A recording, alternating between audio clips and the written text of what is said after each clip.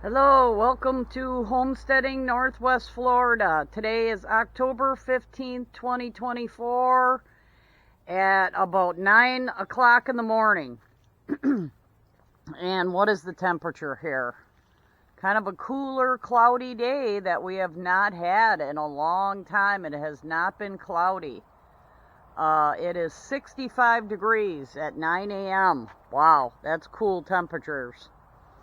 Well, we still got the peppers going on, and until we're going to get like 45 one of these nights, and they're not going to like it.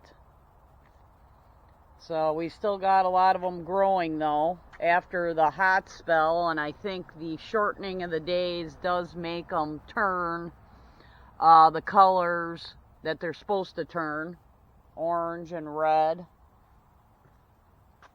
I've had some issues here with the top leaves, and I've added calcium and Epsom salt, magnesium to the fertilizer water.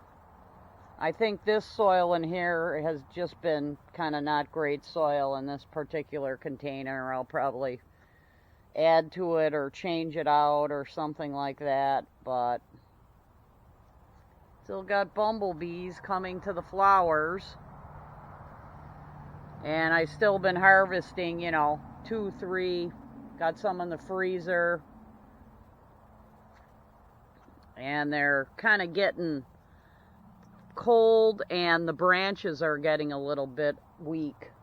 And I don't really know what this bubbling is caused from. It's kind of the top leaves. I don't know if it's the temperature difference or what is the deal, but they're like curling and bubbling.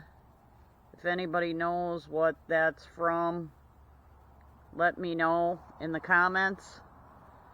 But they're still, the lower ones are still growing, but don't really know what that's from. Kind of a bad thing to be happening here.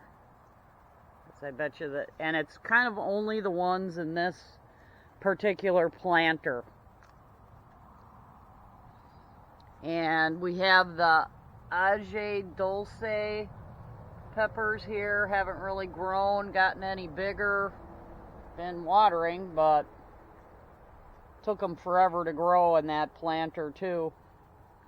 This one seems to be doing pretty good. And this planter and the separate containers, that's about the only way to go.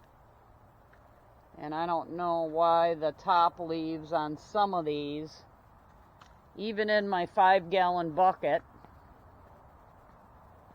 but I tried adding all kinds of chemicals to, or Epsom salt, calcium, all kinds of stuff to the fertilizer water. And I'm still getting these at the very top. Calcium, added Epsom salt, added some iron, trace minerals that you're supposed to need, and kind of still getting that curling at the top.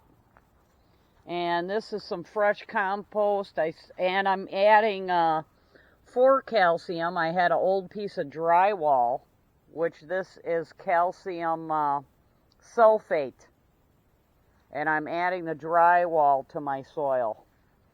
I'm actually smashing it up with a hammer and doing that. So that's happening, where that's getting pulverized and added to my, and it's in my compost pile now. Because might as well return that old drywall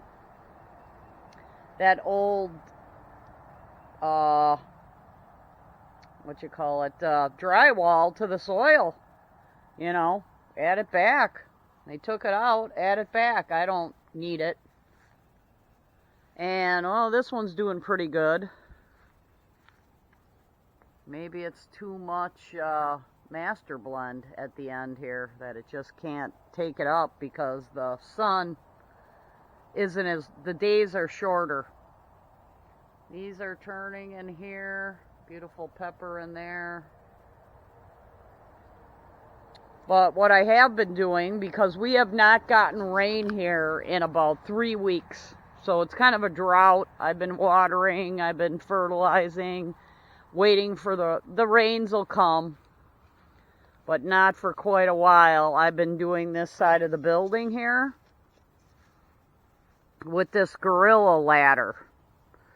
Now, you have to wear steel shank, or I do, at my age, I have to wear steel shank shoes because the rungs on this ladder are like 1.8 inches wide. The rungs are very skinny, so my feet were hurting from using this ladder, so I do wear steel shank boots. I do have one pair that's steel shank. But this ladder is only good when you have uneven ground, which I have here. But I did manage to get the fascia up here, and I had to make a custom piece for in the center here. Made a custom piece, and I have that bolted together with 5mm stainless steel bolts where it meets. And I will put some kind of bracing in front of that. Some kind of bracing, and I got stainless steel screws driving that in also. I'm waiting on some more caulk. Clear GE caulk that I ordered from eBay this time. Zorro got kind of expensive with their caulk. And I just let these weeds grow here. Goldenrod, and I let go a pack of delphinium seeds. I wonder if that's what this is, these blue ones.